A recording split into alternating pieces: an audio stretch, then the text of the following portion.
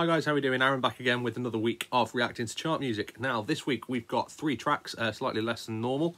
We're going to rank them exactly the same as we usually do. So we've got the tier list that I'll put on the screen now. In the tier list we've got straight in the playlist, re-listenable, indifferent and not for me.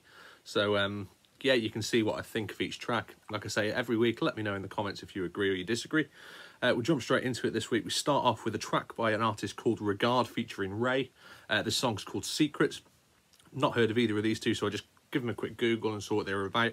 Regard is a house DJ. That's pretty much all it says about him, so it's pretty open-ended. And Raye's a female R&B singer. Yeah, so it could really be anything off the back of that. So we'll jump straight in and we'll give it a listen. I feel like I've heard that melody before. I'm not quite sure in what song, but it's like a typical clubhouse melody, I would think. Yeah, it's not particularly inventive. Can't say much more about it at the moment. I'm only about 20 seconds in, but I feel like I've heard that before somewhere. I like the rhythm of the melody there when the beat kicks in. It's quite percussive. You know, what she's doing with her voice could quite easily be a hi-hat. It sounds quite cool. It's different than a few other things that I've heard so far in the charts. It's okay. The song changes quite thick and fast, really. It's like 40 seconds in and already there's been 3 main parts to it. You've had like the intro, what I'm assuming is the verse, and then this, what I would assume then is either the chorus or the pre-chorus with, you know, the bass synth that comes in underneath. It's okay, there's quite a lot of auto-tune on the vocal, but I think, you know, in other songs, whereas that's, you know, quite too much almost, with this one it's almost, I think that's what it's intended to be. It's okay, it's not particularly inventive, it doesn't particularly do much, but like I said, there's quite a lot to it in that sense. So at the time of recording this, obviously this is the first week it's in the charts, it's at number 30. I wouldn't be at all surprised to see it climb a little bit. You know, it's radio's dream, it's kind of that accessible, you know, you can stick it on any time of the day or night. Again, when the clubs are back open and running, I can see it being played in a lot of the clubs. It's got that kind of vibe to it, it's got that beat, you know, it's an easy melody to learn, but it's still quite catchy. Yeah, it's okay, it's not a bad song. It kind of blends quite a few things that I like about this type of music together. You know, it's got that beat to it, that shuffle beat, but it's not too overdone. It's subtle enough in the background, but it's still there. The melodies, like I say, aren't overly inventive, but they're catchy enough to, you know, make them work in the settings that this song's obviously written for. You know, it's got various different parts to it. It's quite well structured. You know, it's an okay song. It will do exactly what it wants to do. Like I say, I wouldn't be surprised to see it climb higher than number 30 in the charts. But time will tell, I suppose. I mean, the time seems to go quite quickly when you're listening to this one. There's quite a lot of parts to it. It's structured really well. Instrumentation wise, it's not particularly complicated, but you know, to counteract that, it's got enough things going on at different times to keep it interesting. Her voice is really nice. It's well produced. It's a typical radio song. It's not at all, it's in no way as bad as some of the other ones that I've heard. It's inoffensive, you know, if you're not a fan of this type of thing, and it won't convert you, but you know, it's not bad by any stretch. I mean, the best thing I can say about this song really is the melody and the rhythmic, the percussion element of the melody as well. What they do with their voices is really cool. It's okay, you know, it's never going to be my favourite song, but it's certainly not, you know, bad enough to offend me like some of the other ones that I've heard. Yeah, there's not much else to say about that one really. You know, it'll do what I think it wants to do. Like I've said, I think it'll go higher than number 30 in the charts. I can see it, you know. I don't think it'll go up to number 1, but I think, you know, it might probably break the top 10. Yeah, I'm going to put that one in different. Not because, like I say, it doesn't offend me in any stretch. It's not a song that I'm going to go back and listen to again, but it's certainly not one that I'd switch off if, you know, it came on the radio. It's not one that I'd just not outwardly want to listen to. So yeah, that one's not too bad. So yeah, we'll jump on to the next song. Okay, so the second and penultimate song this week is by an artist called StaySolidRocky, and it is called Party Girl. Now, again, not heard anything about StaySolidRocky. That's becoming quite a theme in these reaction videos. I mean, not to hear about the artist beforehand. Yeah, this one, I've honestly no idea. I really don't know what it's going to be like. So we'll just jump straight in and have a listen. Now, like, it's quite interesting, actually, because this type of thing, it's the vocal and the lyrics are the type of things that I would, you know, slander away and say that they're not my thing at all. And I have done in previous videos, and while I stand by that the vocal, it doesn't necessarily interest me. I think what is happening underneath it with the instrumentation is quite interesting. You know, with the piano, you've got kind of that sweeping ocean synth underneath it as well. Kind of complements the vocal a little bit. So whereas, you know, the vocal would normally turn me off straight away, I think this one's got, you know, I'm definitely more interested to listen to the rest of this one. Going back to the, you know, the thing about the vocal, if we just take the instrumentation from the side a minute, I don't think he's got a particularly good voice. It's kind of, it's a little bit drony for me. Yeah, it doesn't really do anything on that side of it. But like I said previously, I think the instrumentation's quite cool. You know, the chord progression's pretty. What the piano's doing on top of the chord progression's nice. And I just like the ocean synth. I think that the laid-back beat's quite cool. Yeah, it's okay. The instrumentation reminds me a little bit of an artist called Nothing Nowhere. I don't know whether any of you guys have heard of him. I saw him at Download a few years ago. It's very different to this, but the instrumentation underneath it's got that similar kind of vibe to it, you know, with the synths and the you know, the laid back beat.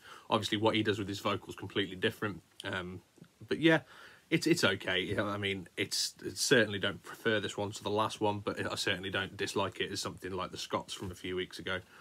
Yeah, there's not a lot else to say really. I mean, if I'm going to say a good thing about the vocal, it's that I really like the lyrics. I like the way that he's, you know, rhythmically, I like the way that he's saying the words. I just don't necessarily like the voice, you know, the way he says the words. But no, the lyrics are really cool. It's quite a decent, you know, theme throughout the song, obviously. But it's just that it's the actual sound of the voice that I have the problem with.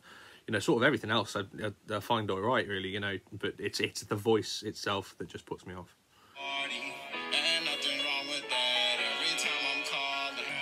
I mean, again, in a similar kind of vein to the last one, you know, I can see radio liking this one.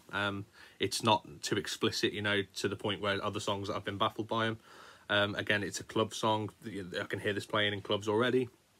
It's okay. If we were to split it in two, I'd say that, you know, instrumentation-wise, it's definitely re-listenable. But if we were to talk about vocal-wise, it's definitely not for me. So I think the only fair way to judge that then is by putting it in indifferent, which shouldn't come as a surprise. It's okay. It's not one I'm going to go back and listen to again, I must admit. But again, it's the same as the last one. It's not one that I turn off if it came on when I was in the car and it was on the radio. So we will move on to the last song for this week. Okay, so the last song for this week is an interesting one. It is by Katy Perry and it's called Daisies. Now, Katy Perry is an artist that, you know, I'm quite familiar with a lot of her older stuff. You know, sort of 2010, she was all over the place with Teenage Dream. You know, to a few years later with Dark Horse. And, you know, she's done quite a few cool songs. Decent artist, she's got a very good voice. I'm not going to base a lot of that off what this is. I haven't heard anything that she's done now for quite a few years. I think the last sort of album that I heard of hers was when she released Raw, which is probably 5 years ago now. So I'm assuming this is going to be different, but who knows? If it's similar to her old stuff, then I'll probably quite like it. So we'll take a listen. Yeah, I really like that. Already 30 seconds in, I really like that. It's Katy Perry. It's different. It's more contemporary than, not more contemporary. Her old stuff was contemporary for the time, but this has moved along. Obviously, she's moved along with the times. Fits in with what, you know, is going on in the radio now, but it's still got that Katy Perry flair. Her voice hasn't changed at all. Her voice is still brilliant. I like what they do there. That's quite interesting, where, you know, you've got the sweeping synths going up to the chorus and then it cuts out and you've got like an acoustic guitar going a lot quicker underneath. Yeah, it's definitely my favourite so far. Yeah, I really like it. Really like it. Her voice is brilliant. The melody's really cool. It does exactly what you would expect of it, but in this sense, it's not necessarily a bad thing. Yes, it's quite predictable, but again, predictable is not always a bad thing. The way that the instrumentation works around her vocals really nice. It's not overproduced. It doesn't seem like there's a lot of auto-tune on it. The amount of reverb on her vocals nice, but it's not overpowering. It's really nice. I really like it. The rhythm underneath as well, it's really cool. I don't really know how to describe it. It's in 16ths, but it's on the synth, but it's percussive. It's just cool. I don't really know how else to describe it. No, it's very cool. It reminds me of, it's different, but it reminds me of What About Us by Pink that was out a couple of years ago, in that it's got that percussive element underneath, but it still lets her vocal shine through. Yeah, very cool. It's really cool. I mean, it's got that typical Katy Perry production to it as well, you know, where underneath everything's got a lot of reverb on it, but everything's produced really well. You can hear all the different parts really clearly. Her vocal doesn't suffer from overproduction at all. It's just really clear. It's a very good song, actually. Lyrically, it's really nice. I like the theme with the daisies behind it. It's obviously about her coming to terms with who she is and, you know, figuring that out and, you know, being proud of it almost. It's a very good song. I really like it. I like the way that it builds up and then drops out as well, whereas you'd kind of expect it at that point to build up and then sort of launch off in a direction, whereas it draws back, and then I would assume if it's going to come back in, it will come back in right at the end for just a burst up to the end. It's really good. I really, really like that. It's definitely my favourite that I've heard so far during this series. I like the way that it's different enough to be modern, but I like the way that she's kept everything that she's done in the past that has worked for her, and, you know, has just translated it into making it more contemporary. Definitely straight in the playlist. Really, really enjoyed that. It's definitely one I'm going to listen to a few times again. Might even be one I add to the live set, so I've really, really liked that one. Yeah, Katy Perry. I didn't think that I'd be listening to that in 2020, but there you go. Hopefully you've enjoyed this week's Reacting to Chart Music. If you have, then drop me a like. Make sure you let me know what you think of all the tracks. Let me know if you agree, disagree, whatever else. That's pretty much it, I suppose. I'll put the tier list on the screen now for you to check out. There you go. That's pretty much it. So thanks very much for watching. I'll see you all next week.